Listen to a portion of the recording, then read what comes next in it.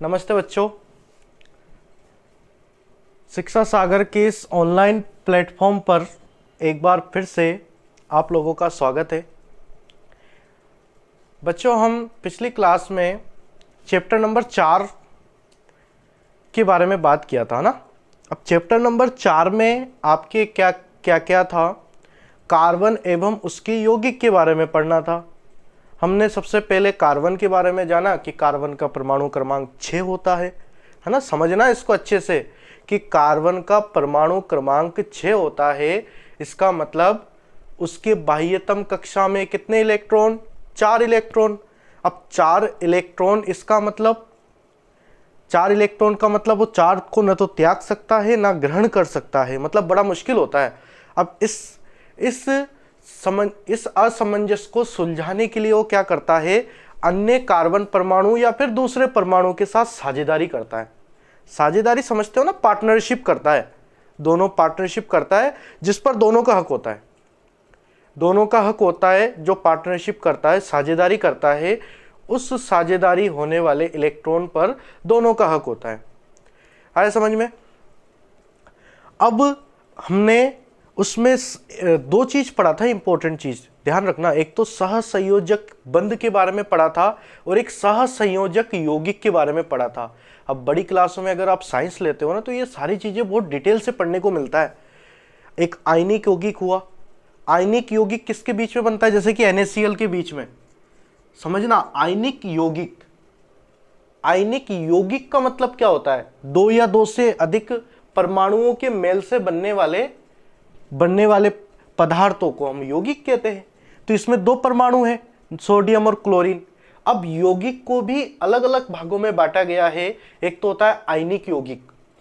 अब आयनिक यौगिक जिसमें आयनिक बंध पाया जाता है। आयनिक बंध का मतलब जिसमें इलेक्ट्रॉन का आदान प्रदान होता है ना। जैसे सोडियम 1 इलेक्ट्रॉन इसको देता है, क्लोरीन इससे 1 इलेक्ट्रॉन लेता है। तो इसमें इलेक्ट्रॉन का आदान प्रदान से जो बंध बनता है उसको आयनिक बंध कहते हैं। और अगर साझेदारी करके बंध का निर्माण होता है तो उसको हम बोलते हैं सहसंयोजक बंध, जो कार्बन बनाता है। कार्बन साझेदारी करता है। ठीक है, यहां तक तो क्लियर है। अब सहसंयोजक बंध के बारे में हमने पढ़ा था कि अपने निकटवर्ती परमाणु या दूसरे परमाणु के साथ जुड़कर, मतलब अपने इलेक्ट्रॉनों का साझेदारी करता है और इससे बनने वाला जो बंध होता है उसको हम क्या कहते हैं? सहसंयोजक बंध कहते हैं। और सहसंयोजक यौगिक के बारे में भी बात किया था कि सहसंयोजक बंध जिन यौगिकों में पाया जाता है उस यौगिकों को हम सहसंयोजक यौगिक कहते हैं। आया समझ में? अब देखो, सहसंयोजक यौगिक के कुछ लक्षण हैं, कुछ गुण हैं। जैसे आयनिक यौगिकों का गुण भी हमने पढ़ा था तीसरे चैप्टर में। तीसरे चैप्टर में आता है आपके आयनिक यौगिकों का गुण। आयनिक यौगिकों का गुण, जैसे आयनिक यौगिक प्रबल होता है, बहुत मतलब उसमें उसका जो गलनांक होता है ना, आयनिक यौगिक, उसका गलनांक बहुत ज्यादा होता है। मतलब वो ज्यादा जोर से जकड़ के रखते हैं दोनों को। दोनों संयोग कर रहे हैं, जैसे NaCl है। अब NaCl एक दूसरे को जकड़ के रखता है, इनके बीच में प्रबल आकर्षण बल पाया जाता है एक दूसरे के बीच में। जबकि सहसंयोजक दुर्बल प्रकृति का बल पाया जाता है। तो ये सारे क्या इसके गुण हैं कि सहसंयोजक बंध बनता कैसे, मतलब इसका ये कैसे कैसे कैसे काम करता है ना।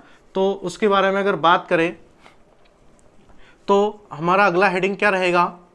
सहसंयोजक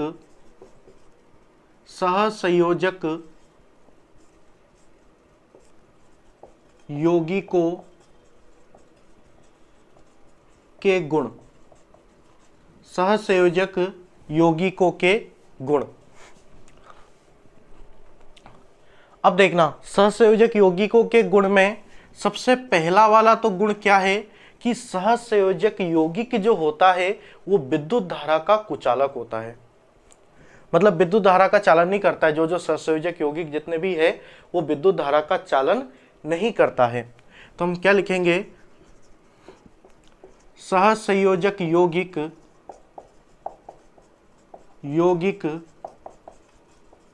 विद्युत धारा का चालन नहीं करता है। ठीक है, सहसंयोजक यौगिक विद्युत धारा का चालन नहीं करता है। अब दूसरे पॉइंट की अगर बात करें कि इनके मध्य दुर्बल आकर्षण प्रकृति का बल पाया जाता है, मतलब बल ज्यादा कठोर बल नहीं होता है इसमें, इसको अगर थोड़ा सा ही गर्म करे तो ये क्या हो जाता है, पिघल जाता है। जबकि सोडियम NaCl जो होता है, नमक होता है, नमक खाने का नमक, उसको गर्म किए जाओ तो लेकिन वो बहुत लेट पिघलता है। इसका मतलब उसका गलनांक बहुत ज़्यादा होता है ना, गलनांक बहुत ज़्यादा होता है, उसका क्वथनांक और ज़्यादा होता है। ठीक है, अब इसमें हम क्या लिखेंगे, सहसंयोजक यौगिकों के मध्य दुर्बल आकर्षण प्रकृति का बल पाया जाता है। मतलब जो बल पाया जाता है वो उसकी प्रकृति कैसी होती है, दुर्बल होती है, ज्यादा प्रबल नहीं होता है। और ये दुर्बल आकर्षण के कारण ही इसका गलनांक और क्वथनांक भी क्या होता है, कम होता है ना। तो इसमें अगला पॉइंट में क्या लिखेंगे, अच्छा गलनांक और क्वथनांक तो समझते हो ना, गलनांक मतलब कुल मिला के टेम्परेचर होता है, ताप होता है। गलनांक का मतलब किसी वस्तु को पिघलना है, जैसे बर्फ को पिघलाना है तो कितना ताप देना चाहिए, 0 डिग्री सेंटीग्रेड। तो इसका मतलब 0 डिग्री सेंटीग्रेड जो हुआ उसका क्या है, गलनांक है। अच्छा, उसको हम केल्विन में भी लिख सकते हैं। 0 डिग्री सेंटीग्रेड को केल्विन में लिखने के लिए 273 जोड़ देते हैं। मतलब कोई से भी डिग्री सेंटीग्रेड पैमाने में हो तापमान, तो उसको हम केल्विन में बदलने के लिए क्या करते हैं, 273 जोड़ देते हैं। आया समझ में।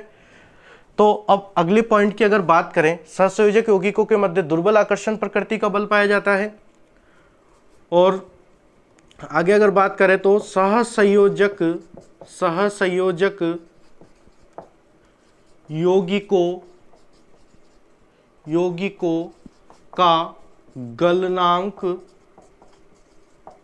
तथा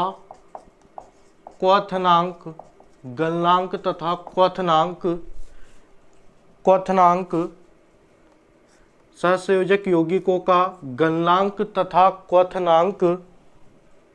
क्वथनांक आयनिक यौगिकों की तुलना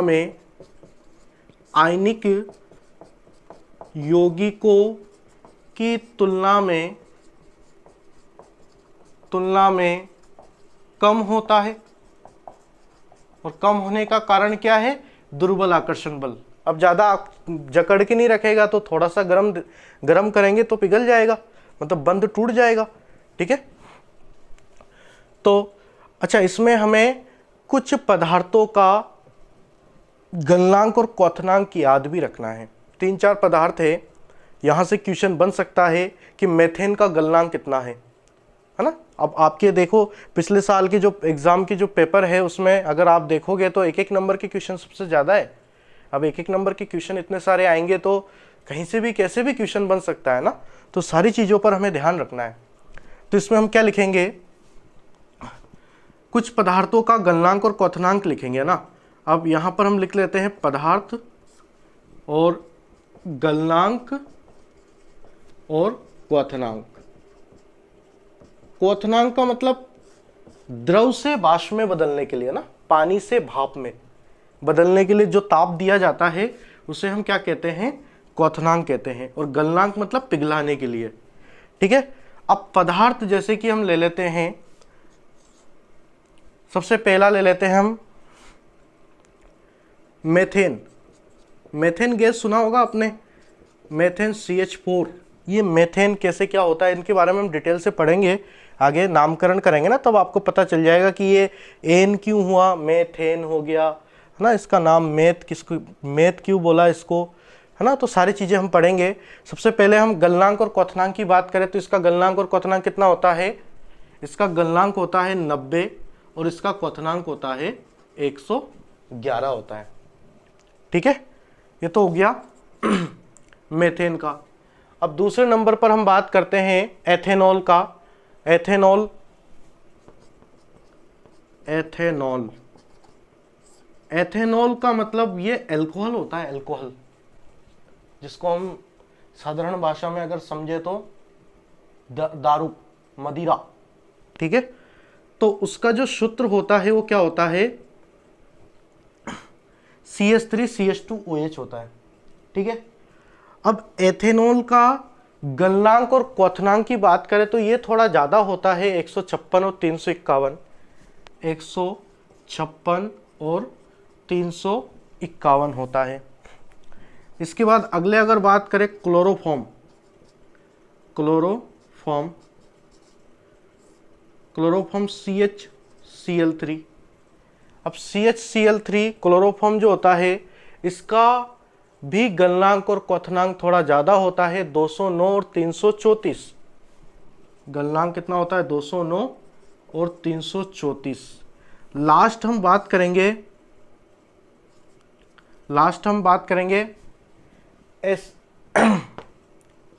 एथिल एसीटेट ना, या फिर इसको हम एसिटिक एसिड भी कह सकते हैं। Acetic acid